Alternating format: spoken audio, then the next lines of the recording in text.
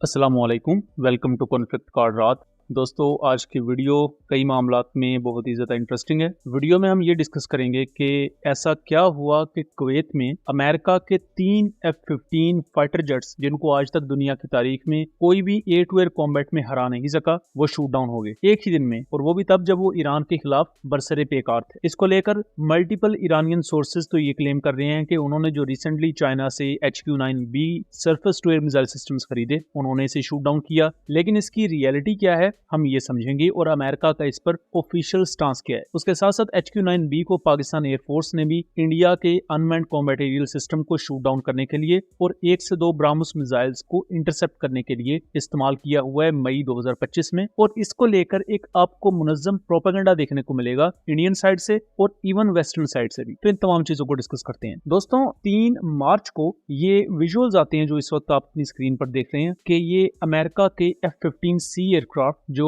Kuwait की military bases पर deploy होते हैं, वो इस वक्त हवा में परवाज भर रहे होते हैं, ओब्वियसली चूंकि ईरान की तरफ से ड्रोन्स और मिसाइल्स फायर किए जा रहे होते हैं, और इवन ईरान के कुछ फाइटर जेट्स ने भी सॉर्टीज कंडक्ट की हैं। तो उनको रोकने के लिए अमेरिका की ये 3 F-15s हवा में होते हैं। ये तीनों ऑलमोस्ट एक ही टाइम पीरियड में शूट डाउन होते हैं। जब ये शूट डाउन होते हैं तो तीनों के पायलट्स रिजेक्ट होते हैं, तीनों के पायलट्स को सही सलामत रिकवर कर लिया जाता है। लेकिन पूरी दुनिया में ये सवाल उठ जाता है कि 3 F-15s, अगर मैं आपको थोड़ी सी F-15 की कॉम्बैट हिस्ट्री बता दूं, तो इस फाइटर जेट को एयर टू एयर कॉम्बैट में आज तक कोई नहीं हरा सका, जबकि इसने अपने मुखालिफ 104 फाइटर जेट्स शूट डाउन किए हुए हैं। इसको इससे पहले इराक में एक दफा सरफेस टू एयर मिसाइल से शूट डाउन किया गया था, और इस वक्त ईरान के साथ होने वाले कॉन्फ्लिक्ट में 3 ऐसे एयरक्राफ्ट शूट डाउन हुए हैं। फिर उसके बाद अमेरिका की सेंटकॉम ने ऑफिशियली अनाउंस कर दिया कि 3 उनके F-15C एयरक्राफ्ट शूट डाउन हुए हैं, और ये 3 F-15s की डिस्ट्रक्शन फ्रेंडली फायर की वजह से या ब्लू ऑन ब्लू की वजह से हुई है। फ्रेंडली फायर ये होता है कि आपका अपना ही एयर डिफेंस सिस्टम गलती से आपके अपने ही फाइटर जेट को तबाह कर देता है। अब बेसिकली होता क्या है कि जो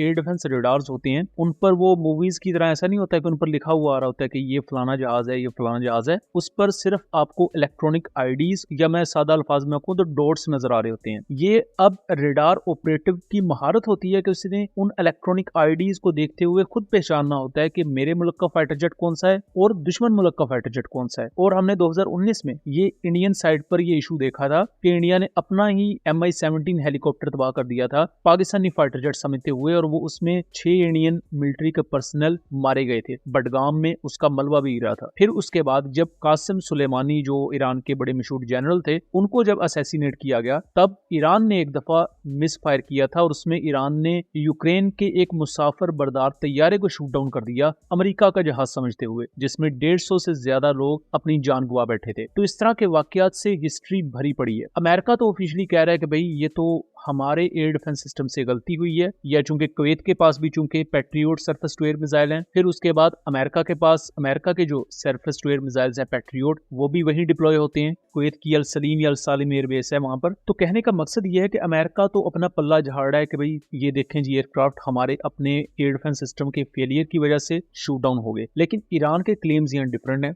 ईरानियन सोर्सेज कह रहे हैं कि इन 3 में से एटलीस्ट 2 F-15s को उनके एयर डिफेंस सिस्टम ने शूट डाउन किया है। इसको लेकर एक ये विजुअल्स भी दिखाए जा रहे हैं कि ईरान के HQ-9B या S-300 surface to air missile system ने इन F-15s को निशाना बनाया। HQ-9B को लेकर कुछ इस वक्त खबरें चल रही हैं कि चाइना ने रिसेंटली वो ईरान को प्रोवाइड किए, जबकि दूसरी तरफ मल्टीपल ओसेंट अकाउंट्स ये भी कहते हैं कि ये खबर फेक है। ईरान के पास अभी कोई भी HQ-9B डिलीवर नहीं हुआ। ईरान के पास इस वक्त बावर 373 जैसे सरफेस टू एयर मिसाइल है, जो उनका longest range indigenous surface to air missile system है। लेकिन मेरे नजदीक वो एक पेपर टाइगर है, बिकॉज इससे पहले जून 2025 के कॉन्फ्लिक्ट को ले लें, मौजूदा कॉन्फ्लिक्ट को भी ले लें, तो बावर 737 कोई अच्छा परफॉर्म नहीं कर पाया, ना ही उसने आज तक कोई किल परफॉर्म की है। लेकिन उसके मुकाबले में जो Russian made S-300 MPU-2 long range surface to air missile system Iran के पास मौजूद हैं, जिनकी मैक्सिमम रेंज 200 किलोमीटर है, जबकि बावर 373 की maximum range 250 kilometre Iran claim करता है। तो रशियन S-300 ने उसके मुकाबले में अच्छा परफॉर्म किया हुआ है। जहां तक बात है HQ HQ-9B को लेकर तो अभी तक ही कंफर्मेशन नहीं है। ये पॉसिबल है कि ईरान के पास HQ-9B के कुछ यूनिट्स हों, कुछ बैटरीज हों, लेकिन ज्यादा चांसेस हैं कि अभी ईरान को वो डिलीवर नहीं हुए। और उसी का ही हम पल्ला S-300 भी ईरान के पास मौजूद है, जिसको लेकर ईरानियन सोर्सेज क्लेम करते हैं कि उन्होंने इन F-15 फाइटर जेट्स को शूट डाउन किया, लेकिन इसको अभी किसी भी थर्ड पार्टी की तरफ से वेरीफाई नहीं किया गया। अमेरिका बहरहाल अपने 3 F-15 का नुकसान मान चुका है, लेकिन एक ही दिन में इतना बड़ा वाकया हो जाना ये पूरी दुनिया की एविएशन हिस्ट्री में एक राज रहेगा। अगर इसको प्रॉपरली अमेरिका मान जाता है फ्यूचर में, फिर तो राज नहीं रहेगा, लेकिन सारी बात है अमेरिका कभी नहीं मानेगा कि एक्चुअल में इन 3 जहाजों के साथ एक ही दिन में हुआ ऐसा क्या। F-15C के बारे में बता दूं, जो इस वक्त अमेरिकन एयरफोर्स के कुवैत में मौजूद है, कि इनके पास AN/APG-63 एक्स बैंड रेडार मौजूद है। बेशक ये एक्टिव इलेक्ट्रॉनिकली स्कैन्ड अरे रेडार नहीं है, बट स्टिल एक बहुत ही ज्यादा पावरफुल पल्स डोपलर रेडार है जो मैक्सिमम 180 किलोमीटर की रेंज प्रोवाइड कर रहा होता है। और इसके साथ साथ जो F-15s हैं ये एक वक्त में 12 से लेकर 15 के दरमियान BVR मिसाइल्स कैरी कर सकते हैं, और जो मॉडर्न F-15s हैं F-15EX जैसे, वो उससे भी ज्यादा BVR मिसाइल्स कैरी कर रहे होते हैं। इसी तरह F-15C एक वक्त में 20 के करीब बॉम्ब्स कैरी कर सकता है। इससे आपको इस फाइटर जेट की कैपेबिलिटी का, इसकी वेपन कैरिंग कैपेसिटी का, इसकी फेरी रेंज का और इसके ऑनबोर्ड एवियोनिक्स का अंदाजा होगा कि ये कितना खतरनाक फाइटर जेट है। इसे आप सादा अल्फाज में 2 इंजन वाला F-16 कह सकते हैं, और F-16 कितना खतरनाक फाइटर जेट है ये हम सब जानते हैं। तो F-15 समझ लें उसका बड़ा भाई है। ऐसे 3 फाइटर जेट एक ही दिन में क्रैश हो चुके हैं। दूसरी तरफ जो ईरानियन सोर्सेज हैं वो क्लेम करते हैं कि ईरान से लेकर कुवैत तक का जो जनरल एक डिस्टेंस है, एयर डिस्टेंस, वो 242 से 250 किलोमीटर के दरमियान है, जो क्लोजेस्ट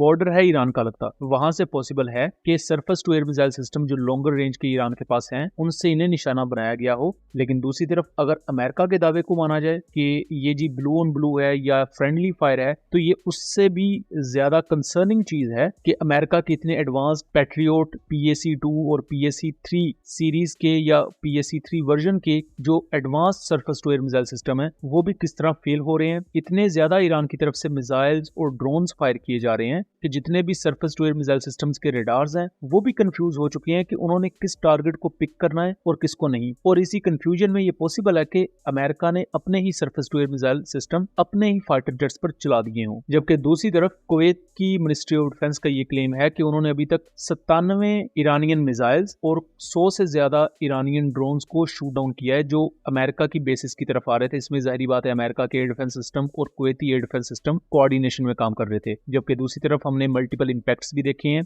दुबई में जहां मिलिट्री बेसिस पर ईरानियन मिसाइल्स गए हैं, वही सिविलियन एरियाज में भी ईरानियन मिसाइल्स गिरे हैं, कुछ होटल्स पर, कुछ दूसरी रेजिडेंशियल एरियाज पर।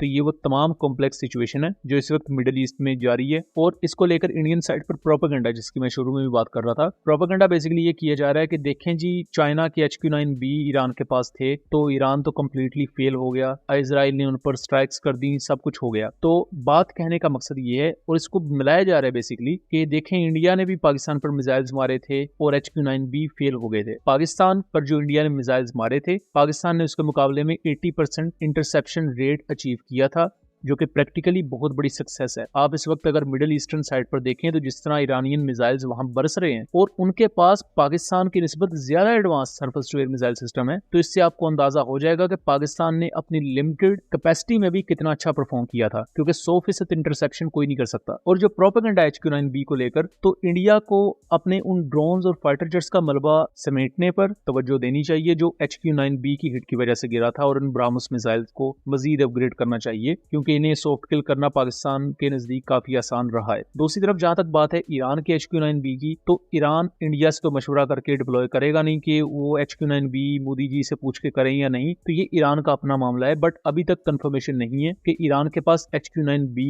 हैं या नहीं। सो दोस्तों, ये था एक एनालिसिस। इस पर जैसे ही मजीद डिटेल्स आएंगी हम उस पर भी आपको आगाह रखेंगे। वीडियो पसंद आई हो तो इसे ज्यादा से ज्यादा शेयर कीजिएगा, ताकि इस तरह की मजीद इन्फॉर्मेटिव वीडियोस हम आपके लिए लेकर आ सकें। मिलेंगे अगली वीडियो में, तब तक के लिए अल्लाह हाफिज।